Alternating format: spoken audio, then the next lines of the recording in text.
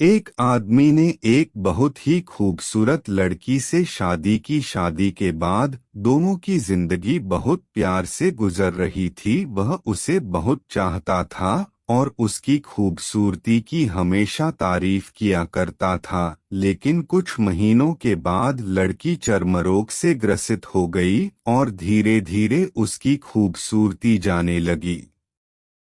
खुद को इस तरह देख उसके मन में डर समाने लगा कि यदि वह बदसूरत हो गई तो उसका पति उससे नफरत करने लगेगा और वह उसकी नफरत बर्दाश्त नहीं कर पाएगी। इस बीच एक दिन पति को किसी काम से शहर से बाहर जाना पड़ा। काम खत्म कर जब वह घर वापस लौट रहा था, उसका एक्सीडेंट हो गया।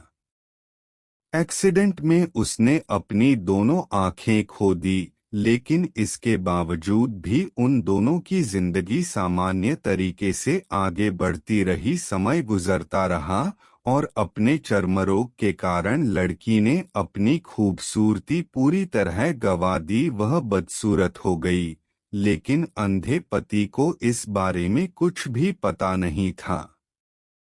इसलिए इसका उनके खुशहाल विवाहित जीवन पर कोई प्रभाव नहीं पड़ा। वह उसे उसी तरह प्यार करता रहा। एक दिन उस लड़की की मौत हो गई। पति अब अकेला हो गया था।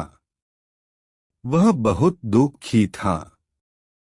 वह उस शहर को छोड़कर जाना चाहता था। उसने अंतिम संस्कार की सारी क्रियाविधि पूर्ण की और शहर छोड़कर जाने लगा।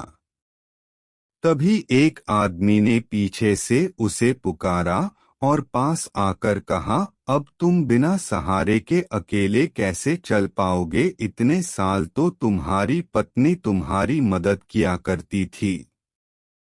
पति ने जवाब दिया, दोस्त मैं अंधा नहीं हूँ, मैं बस अंधा होने का नाटक कर रहा था।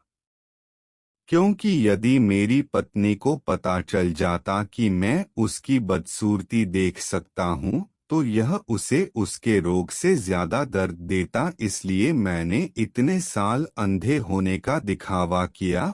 वह बहुत अच्छी पत्नी थी। मैं बस उसे खुश रखना चाहता था।